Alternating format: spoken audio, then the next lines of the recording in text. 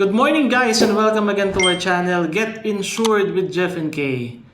At ngayong araw nga ang pag-uusapan naman natin is about participation or yung tinatawag na deductible sa inyong motor car insurance policy. Para sa mga nakapag-claim na sa kanilang motor car insurance policy, marahil narinig nyo na tong term na to. Ano nga ba ang ibig sabihin ng participation or deductible at bakit ba meron ito sa ating insurance contract? Bakit hindi pa sagutin lahat ng insurance company?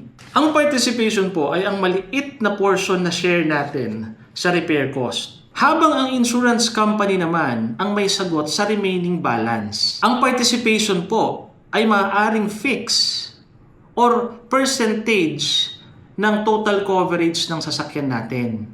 Tignan niyo po itong example natin sa screen. Ang total repair cost sa claim ng client is 56,000 pesos. Ang kanyang participation or deductible is only 3,000 pesos.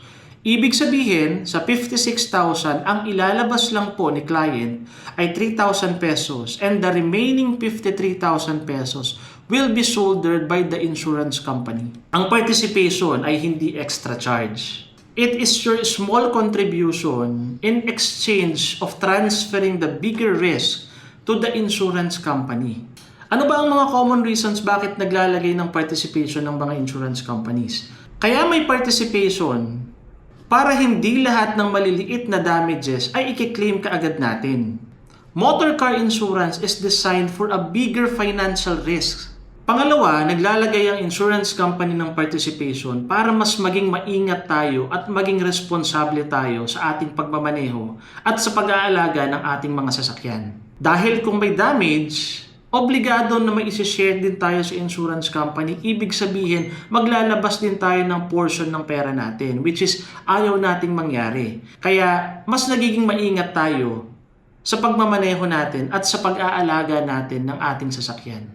Pangatlo, kaya may participation ay para mas lumiit ang ating premium. Dahil kung walang participation, i-expect natin na mataas po ang premium na babayaran natin sa insurance company. Yan ang mga common reasons bakit may tinatawag na participation sa insurance contract natin. At kung hindi mo alam kung magkano ang participation ng insurance policy mo, we offer a free policy review. At we offer a free claims assistance. At magkita-kita ulit tayo sa mga susunod na video about insurance.